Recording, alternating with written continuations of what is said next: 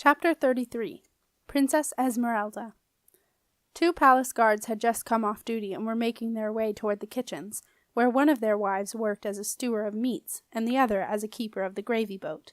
The smaller guard, a chubby man with a stretched, shiny face and little piggy eyes, had been discussing exactly how many kidneys should go into a steak and kidney pie.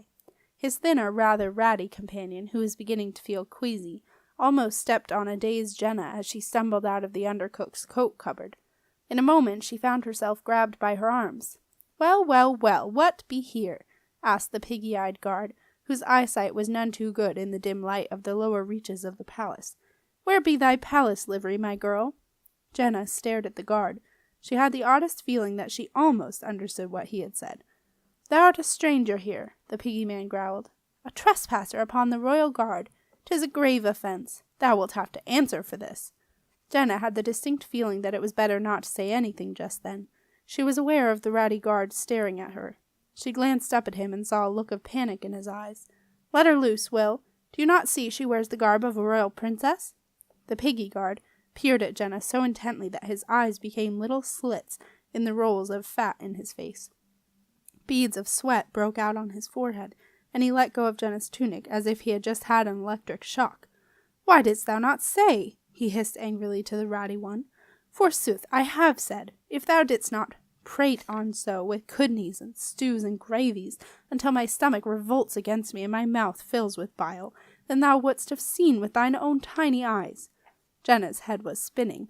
What were they saying? She had heard royal princess, and she had an uncomfortable feeling that she had been recognized. She found herself taken firmly, but this time respectfully, by each elbow and propelled along the passageway.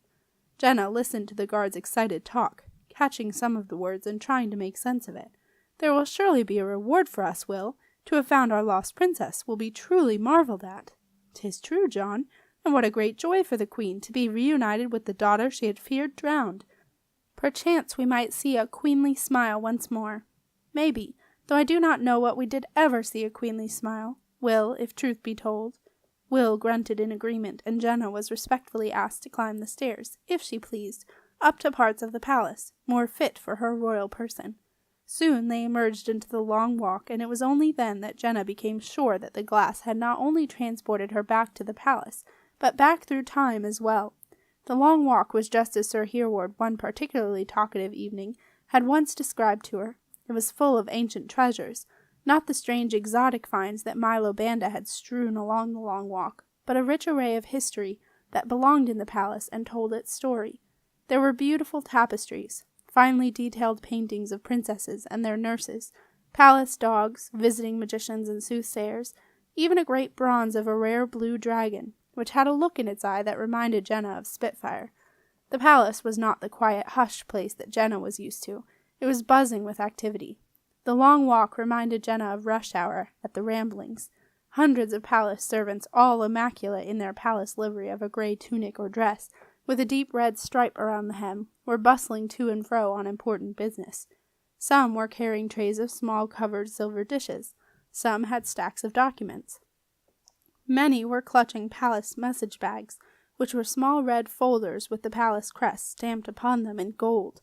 But the strangest thing was that the air was filled with the tinkling of bells, for outside every room a small bell was poised, ready to be rung by a higher servant to summon a passing lower servant to do their bidding. The bells rang incessantly, and generally their only effect was to cause the nearest servants to rush past and pretend not to notice. Jenna's progress was slow. As each servant realized who was walking between the guards, they stopped in surprise, causing others to bump into them. Some gasped in shock, others curtsied or bowed, and many smiled and quickened their pace, anxious to be the first to tell the news that the drowned princess was returned. It was some time later when the guards finally made it to their destination, the throne room. The throne room was the one room in the palace that Jenna had never been in, and had no wish to go into either, for it was the room where her mother and Arthur had been assassinated, and the room where she too had nearly lost her life, and would have done so had not Marcia Overstrand taken her to safety. When Jenna had returned to live at the palace, she had decided that she wanted the throne room locked, and Arthur, who had no love for the place either, had readily agreed. At the sight of the drowned princess, the 2 door pages' eyes widened in shock, and the smaller boy squeaked in surprise. Both pages bowed low, and in a well-practiced maneuver, they pushed open the great doors to the throne-room, and ushered Jenna in. The knight of the day, a rotund, friendly-faced man, who was the Queen's personal knight for that day, looked astonished at the sight of Jenna, then made a low and extremely elaborate bow, which involved a lot of arm-waving and hat-doffing. While this was going on, Jenna's attention wandered to the throne-room itself. The throne-room was huge. It was the second biggest room in the palace, and took up the front 5 windows of the building, which looked out over the palace gate, and straight down the old alchemy way. To the left was Wizard Way, and in the distance, behind the great arch, Jenna could see the Wizard Tower, soaring into the pinkish late afternoon sky. The golden pyramid at the top was almost lost to view in what Jenna recognized as a magical haze, which was drifting out the windows of the extraordinary wizards' rooms, and swirling up into the sky. The knight of the day, having finally finished his bow, had been a little put out to find that the person it had been directed at was staring out the window. He gave a discreet cough. Jenna's attention snapped back to the throne-room. It was richly hung with thick tapestries, depicting the lives and adventures of various queens. At one end, a blazing fire roared in the huge fireplace. At the other, an ornate golden throne, sewing her tapestry with short, vicious stabs of her needle, sat the living, breathing, greatly disapproving Queen Etheldreda. "Oh, no!" gasped Jenna. The knight of the day stepped forward and addressed the Queen, who had still not bothered to look up. "Your Majesty," said the knight, who took hours to say what most people said in minutes, if they bothered to say it at all. "Your most gracious and royal Majesty, may I present a joy to your heart, a succor to your mother's grief, a great returning, the wondrous thing for which we all hoped, but yet did fear may never come?" "Oh, get on with it, man," snapped Queen Etheldreda, breaking a thread with her teeth and crossly tying a complicated knot. "Your own drowned daughter, your highness," the knight continued, allowing what Jenna thought was a slight air of disapproval to color his words. "Your very own flesh and blood, madam. That delicate rose for whom the castle has pined these long months gone. Those dark months of grief and pain are now but a painful memory." Queen Etheldreda flung her tapestry to the floor in exasperation. "Oh, for goodness sake, man, cease your brainless wittering, else I will have your head perched upon the palace gate this nightfall." The knight of the day turned ashen and subsided into a fit of coughing. "And cease your foul splutterings. What is this?" Queen Etheldreda had at last seen Jenna. It is your lost daughter, your Majesty," the knight of the day ventured timidly, unsure whether this would be considered brainless wittering or not. "I can see that," said Etheldreda sourly, peering down the length of the throne-room, seeming for once almost lost for words. "But how?" "These 2 fine guards, your Majesty." The knight of the day waved an expansive arm at the 2 palace guards, who were now standing respectfully to attention on either side of Jenna, "found your heart's delight a-wandering, lost and a-wailing in the depths of the palace." Jenna was annoyed, but said nothing. She most definitely had not been wailing. "Then take them away to the dungeon," Etheldreda barked. 2 burly soldiers stepped from the shadows and grabbed the 2 guards. Before they had time to catch their breath, they were frog-marched from the Queen's presence, whisked down to the palace basement, and thrown into the dungeon, a nasty damp pit below the offal kitchens, dripping with rancid fat and filthy water from the wash-up overflow. Without the strangely reassuring presence of Will and John, Jenna suddenly felt very alone. The physical presence of Queen Etheldreda as flesh and blood was horribly intimidating, in a way that her ghost had not been, and the snake-tailed creature that clung to the Queen's skirts, staring at Jenna with its malevolent red eyes while it clicked its retractable single tooth in and out of its pointy jaw, made her want to turn and run. But there was no escape. Jenna could feel the meaty breath of the knight of the day on the back of her neck. "And you," said Queen Etheldreda, addressing the anxious knight, "you can take Esmeralda to her room and lock her in until supper-time tomorrow. She will know not to run away from her mamma in the future." The knight of the day bowed to the Queen. Then he gently took Jenna by the arm, murmuring, "Allow me, princess, to accompany you to your chamber. I will instruct the cook to provide you well with victuals."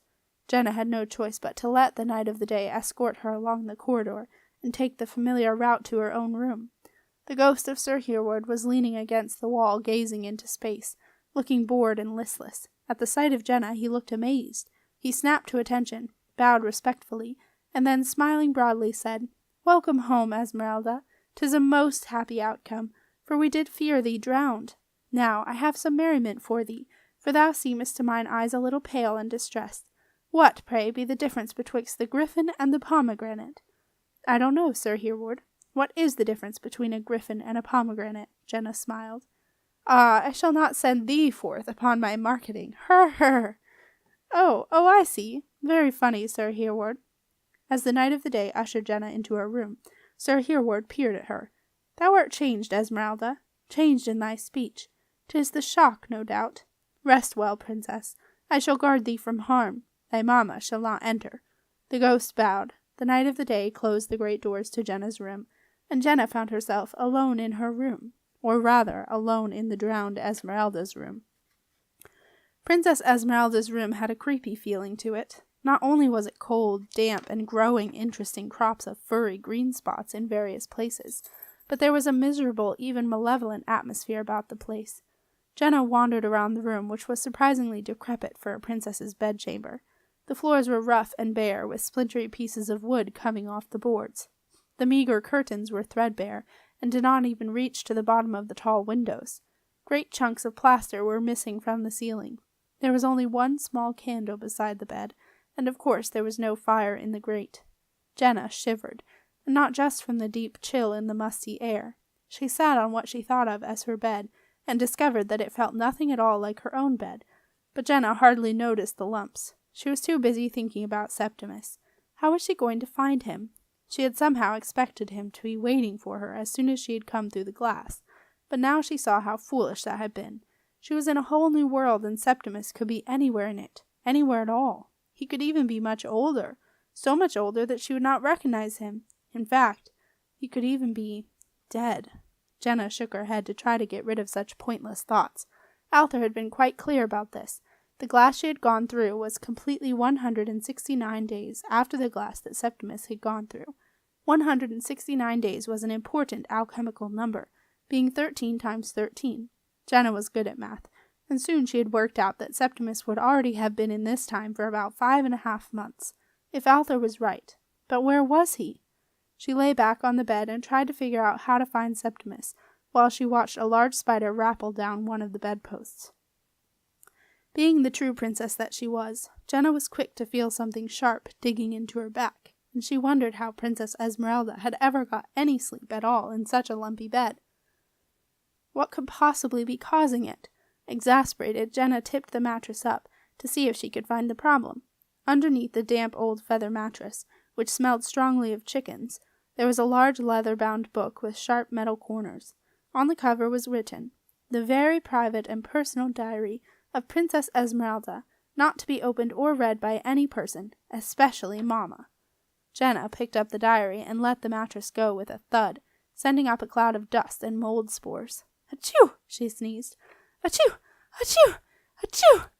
Eyes streaming, Jenna sat down on the now considerably less lumpy bed, and ignoring the instructions on the cover, began to read Princess Esmeralda's diary.